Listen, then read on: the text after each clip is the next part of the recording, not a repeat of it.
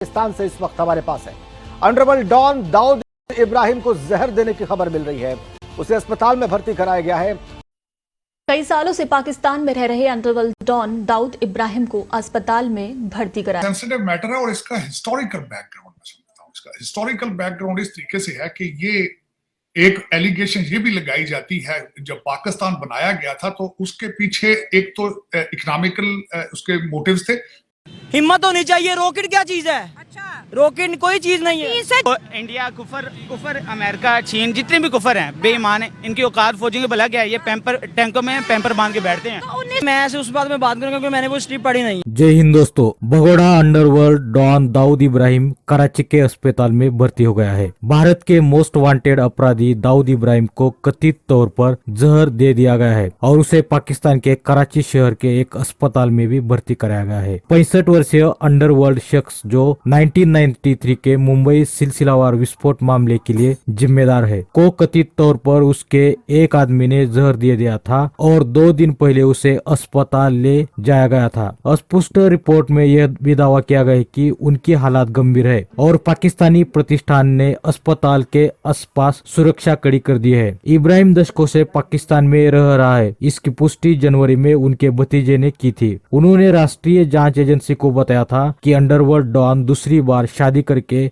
बाद कराची में रहता है। दाऊद इब्राहिम की दूसरी पत्नी एक पाकिस्तानी पठान है। उसका नाम मैजाबिन है। दाऊद की बहन हसीना पारकर के बेटे अली शाह पारकर ने कहा उनकी 3 बेटियां मारूक यानी कि जावेद मियादाद के बेटे जुनेद से विवाहित, मेहरीन विवाहित और माजिया वो अविवाहित और एक बेटा मोहिन नवाज विवाहित है। बयान जो पिछले साल नवंबर में मामले में एनआईए द्वारा दायर आरोप पत्र का हिस्सा है। 1993 के बॉम्बे बम विस्फोट 12 मार्च 1993 को बॉम्बे महाराष्ट्र में हुए 12 आतंकवादी बम विस्फोट की एक श्रृंखला थी। एक ही दिन में करीबन 250 से ज्यादा मौत और 1400 से ज्यादा घायल हो गए थे। हमलों का समन्वय मुंबई स्थित अंतर्राष्ट्रीय संगठित अपराध सिंडिकेट डी कंपनी के नेता दाऊद इब्राहिम द्वारा किया गया था। और इसी बात को चलते दोस्तों पाकिस्तान की मीडिया ये डिस्कस करे कि रॉ भारतीय एजेंट्स आर्मी सुरक्षा कर्मियों का इस्तेमाल करके पाकिस्तान में उनके जो टेररिस्ट कैंप उसके साथ जो टेररिस्ट है अंडरवर्ल्ड है उनको खत्म करने का काम कर रहे हैं। तो चलिए दोस्तों इस बात को लेकर पाक में क्या डिस्कशन हो रहा है ये आज हम देख लेते हैं। लेकिन दोस्तों आपको सबको अनुरोध है कि अगर आपने चैनल पे नए हैं तो कृपया सब्सक्राइब और लाइक कीजिए। मैं ये समझता हूँ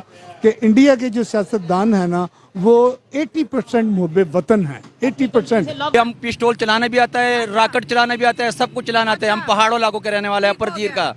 जो हमको ऑर्डर देगा ना इंशाल्लाह ये देखेगा फिर तमाशा। ये पूरा दुनिया तमाशा देगा इंडिया नाल की हो रहा है। तो इंडिया की क्या औकात है? इंडिया हमारे सामने क्या है?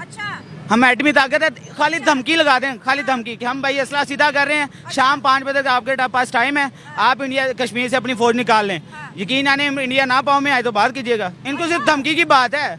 लव करते हैं, अपनी कंट्री से लव करते हैं, अपनी तहजीब और अपने कल्चर की हिफाजत के लिए अपनी जान तक हथेली में रख देते हैं वो लोग। और उनमें एक असूल पाया जाता है कि आप कैसे लड़ सकते हैं मेरे दोस्त, आपके ऊपर आप डूबे हुए हैं, सर तक कर्जे में, आप सर तक कर्जे में डूबे हुए हैं और आपकी आवाम कर्जे में डूबी हुई है। वो घर में रोटी नहीं पक सकती। और मैं ये जेन्युइन बात कर रहा हूँ। और आप इंडिया को कह रहे हैं कि यार जिसका जर्नैल कभी स्क्रीन पे आपको नजर ही नहीं आएगा, जिसकी फौज आपको स्क्रीन पर नजर नहीं आएगी, वो अपने काम करेगी, वो ड्यूटी पे काम करते हैं। वो ये नहीं होता कि जो सियासतदान जो है वो पीछे है या पॉलिटिशियन जो है वो सलाखों में बंद है। तो जो हमारे जो सिपा सलार हैं अल्लाह उनको ज़िंदगी दे और इज्जत दे, वो जनाब बैन अवी दौरों पर हैं। कि उनका ये है कि वो नाश्ता करना चाह रहे हैं। जब पाकिस्तान में लाहौर में नाश्ता करना चाह रहे हैं, उनका ये माइंड है। इंडियन आर्मी यहाँ नाश्ता करना चाह रही है। हम घास खा के भी लड़ेंगे। घास खा के लड़ेंगे। घास खा के तो हमने भुट्टो साहब की बात कर ली कि एटम बम बनाएंगे, बेशक घास क्यों ना खाना थोड़ा सा टाइम में इंशाल्लाह निकल जाएगा। हमारे मुल्क के हालात बिल्कुल सही हो जाएंगे। उधर तो भाई यहाँ मुसलमान खड़ा ला इलाहा इल्लल्लाह मुहम्मद रसूलुल्लाह सल्लल्लाहु अलैहि वसल्लम पढ़ने वाला, ये 100 हिंदू भी होगा तो वो खड़ा नहीं हो सकता। फिर आप क्या करेंगे जी? कश्मीर तो रेत की तरह हाथ से फिसल रहा है। नहीं फिसल नहीं रहा, कहीं नहीं, उधर ही खड़ा है। यहाँ कुछ भी नहीं है ना। यहाँ इससे बेहतर है कि देखे ना, इंडिया तो हमारे लिए इंडिया है ना, उनके लिए तो एक कंट्री है। हमारे लिए ये दुश्मन, हमारे लिए दुश्मन है, उनके लिए कंट्री है, उनके लिए कंट्री है, उनके लिए एक पीसफुल खिता है। कि यहाँ पर हम जब बिजनेस करेंगे, इन्वेस्टमेंट करेंगे, विजिट करेंगे तो हमें सिक्योरिटी मिलेगी।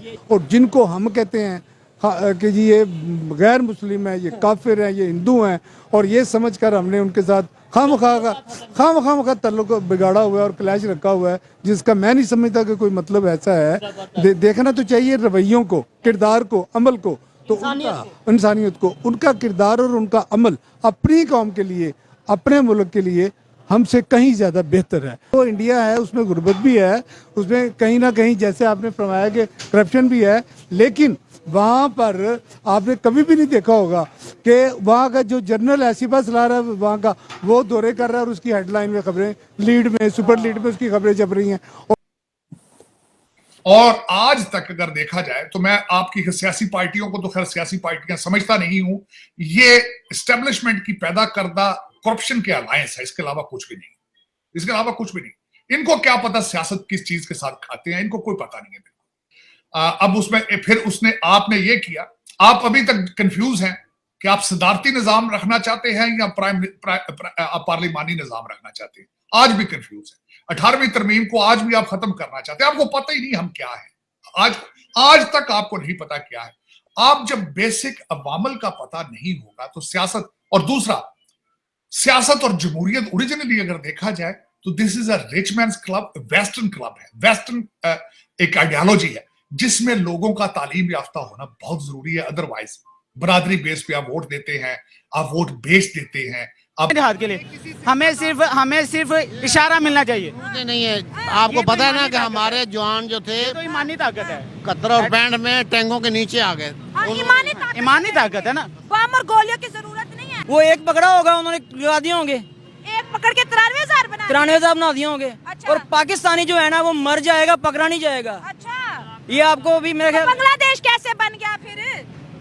इस बारे में आप ये समझ लो एक एटम बम भी है। हर पाकिस्तानी खुद एक एटम बम है, खुद एटम बम है। बिस्मिल्लाहिर्रहमानिर्रहीम। सबसे पहली बात यह है मोहतरम के शुक्रिया आपने मुझे मौका दिया।